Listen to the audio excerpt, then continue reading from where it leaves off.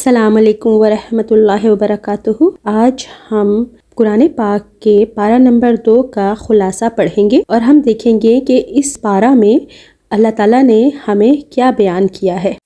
تو آئیے شروع کرتے ہیں۔ بسم اللہ الرحمن الرحیم۔ اس پارہ میں 4 باتیں ہیں۔ نمبر 1، تحویل قبلہ۔ ہجرت مدینہ کے بعد 16 یا 17 ماہ تک بیت المقدس قبلہ رہا۔ آپ صلی اللہ علیہ وآلہ وسلم کی چاہت تھی کہ خانہ کعبہ قبلہ ہو۔ اللہ تعالیٰ نے آرزو پوری کی اور قبلہ تبدیل ہو گیا۔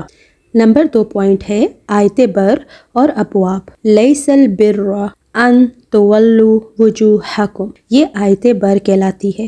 اس میں تمام احکامات، عقائد، عبادات، معاملات، معاشرت، اخلاق اجمالی طور پر مذکور ہیں۔ آگے ابواب البر میں تفصیلی طور پر ہیں۔ نمبر 1، صفا مروہ کی سعی، مردار خون، خنزیر کا گوشت اور جو غیر اللہ کے نامزد ہو اس کی حرمت۔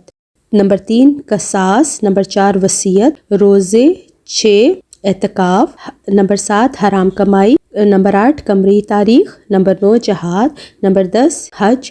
نمبر 11، انفاق فی سبیل اللہ۔ نمبر 12، ہجرت۔ نمبر 13، شراب اور جوا۔ نمبر 14، مشرکین سے نکاح۔ نمبر 15، حیض میں جمع۔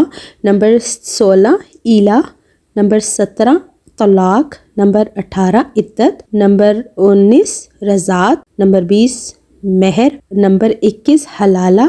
نمبر 22، معتدہ سے نکاح۔ تیسرا پوائنٹ جو ہے قصہ طاعون ہے۔ کچھ لوگوں پر طاعون کی بیماری آئی، وہ موت کے خوف سے دوسرے شہر چلے گئے۔ اللہ تعالیٰ نے 2 فرشتوں کو بھیج کر انہیں موت دی تاکہ انسانوں کو پتہ چل جائے کہ کوئی موت سے بھاگ نہیں سکتا۔ کچھ عرصے بعد اللہ تعالیٰ نے ایک نبی کے دعا مانگنے پر انہیں دوبارہ زندگی دے دی۔ نمبر 4 پوائنٹ پر قصہ طالوت ہے۔ طالوت کے لشکر نے جالوت کے لشکر کو باوجود کم ہونے کے اللہ تعالیٰ کے حکم سے شکست دے دی۔